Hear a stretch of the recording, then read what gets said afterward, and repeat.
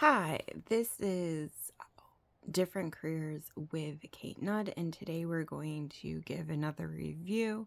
The class was called Fascia Fundamentals: What Every Massage Therapist Needs to Know. Instructor Rochelle Clausen and David Lesdock.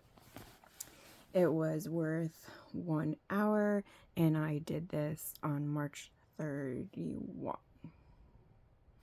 So we don't need this anymore. So let's go over the description. This, with fascia finding its way into the limelight in research, therapy, and popular health and fitness culture, it can be challenging to know exactly what to think about, but fascia is definitely more than the latest shiny new thing. Join Rochelle Clausen and David Lesdock as they reveal the many faces of fascia and replace fad with fact. Gain a better understanding of what fascia is, where it lives, and what it looks and feels like. Learn how fascia organizes the human body and how it behaves and misbehaves. Striking images, clear explanations, and specific examples will give you a strong fascia foundation from which to develop deeper understandings. This course was featured during the 2022 ABMP Summit Fascia. Okay, so in part 1, Rochelle Clausen is supposed to go over what is fascia, where does it fit, what is fascia made of, the many phases of fascia, fascial organization. Part 2, David Lesdock is supposed to go over fascia forms, fascia informs, fascia connects, fascia senses, fascia repairs and regenerates. So learning objectives are understand that fascia is both a tissue and tensitional network system. Recognize the organizational architect differences between superficial fascia, deep epinotic fascia, deep epithelial fascia, and visceral fascia, and their relations to each other with the other tissues, and to find and distinguish loose and dense connective tissue from each other and explain their functions in fascia network. Identify the proper role of folic acid in the fascial system.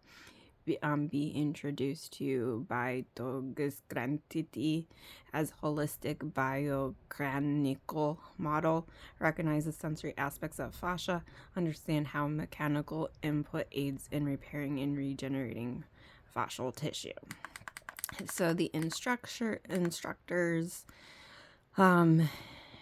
she is a board-certified massage therapist, owner of Flourish Bodywork in San Diego, California, and co-director of Anatomy Escapes, where she teaches gross anatomy workshops through the fascial system lens designed for touch therapists. Rochelle serves as a Fascial Research Society, Fascial Net Plastination Project Committee, and worked as a volunteer in several roles since the inception in 2017. Rochelle co-founded Fascia in a New Light in the exhibition in Berlin and blah, blah, blah, blah, which debuted the world's first human fascia plastinates. She is a contributing author for Fascia Function and Medical Applications, 2021, the myofascial system in form and movement, and massage bodywork. So learn more at anatomyscapes.com.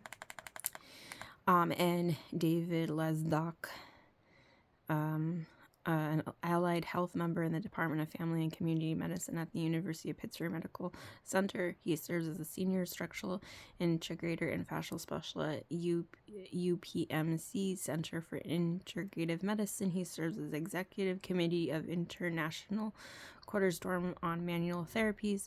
David is the author of the international bestseller Fascia: What is the End, Why It Matters, currently in 9 languages. Follow-up book is editor Fascia Function and Medical Applications when nominated. Oh, geez. Sorry, pop up. Currently in 9 languages. Follow-up book as editor Fascia Function and Medical Applications was nominated for the 2021 British Medical Association Award. In addition, his contributing chapters to numerous other publications. He hosts the podcast, Body Talk and David Lestock. Learn more at davidlestock.com. Okay, let's get into some of this video. Let me backtrack a little bit and see. Okay. Stiff batter makes a difference.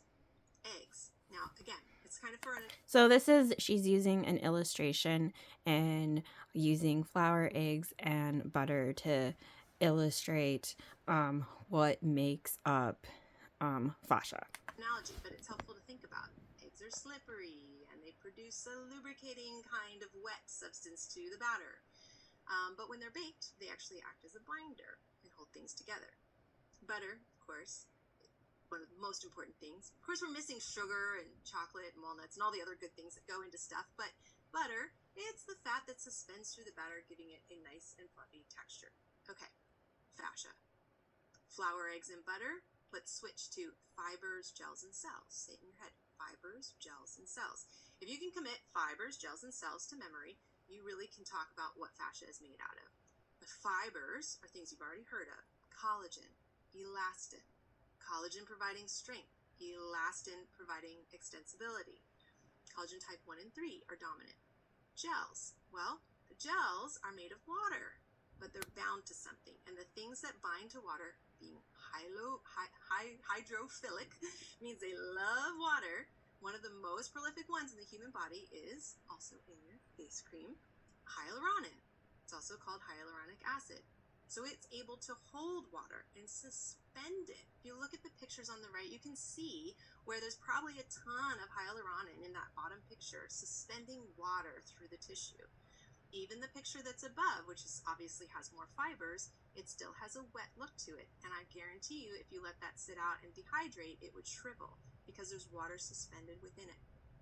All right, third ingredient, cells. So the cells that produce fascia, which is an interesting sentence to say already, because that means that fascia is not all cells, and it's not. We're used to thinking about, at least I grew up thinking, everything's made of cells. Well, surprise, your fascia is made mostly of non-cellular components. They're molecular components. They are proteins. They are other things that are not actually cells that generate other products. The cells that do live in the fascia, however, are fibroblasts and fasciocytes. There are other cells, but those are the two dominant ones that actually make the tissue itself, because we're always remodeling, right? We're always reinventing the wheel, I guess, as we recreate tissues as they die off and new ones are born. So fibroblasts and fasciocytes, fibroblasts making the fibers, fasciocytes making the gels. Moving on. Okay. So let's try something from the other person. Okay. Okay. A little bit more. Okay. Let's see here. And it also informs. So here you see me standing in front of a architectural sculpture known as a tensegrity sculpture. Geodesic domes, like the Epcot Center or some of our sports arenas, are based on these concepts. But what you'll notice in the close-up, and this is about 60, 70 feet tall, is that the stainless steel rods do not touch each other. They are held in place by a contiguous wire frame of support that gives this its structure and support. You can see also that it's not like driven into the ground or anything either. It's an amazingly flexible yet stable structure. So from a fascial point of view, this is how our body is put together. It's not a series of pulleys and levers and hinges, although it can operate that way. This is called biotensity. Okay, so for the course description, they were using terminology that pretty much went over my head. So for New York State, you are required to do a 1,000-hour program for becoming a licensed massage therapist. One of the classes that you are mandated to take is the basics of anatomy and physiology, understanding the body functions and stuff like that. And it does go over like superficial fascia and like the deep fascia layer, and but it briefly goes over it. So they said in massage therapy school to understand like different massage modalities, there was different things that you could get certified in later and do specialty stuff. So you could do like fascial release as a specialty. So maybe in like the myofascial release classes, they go over more the scientific stuff of anatomy and physiology to a T, where you understand the molecules that make up the cells, that make up the muscle fibers, and the deep fascia and the superficial fascia. But for basic understanding for a licensed massage therapist, you do not understand this stuff. So this continuing education class to me was for someone who's gone on and specialized in myofascial release. So all this information went over my head because I'm at a lower level. So for that reason, I give it an F.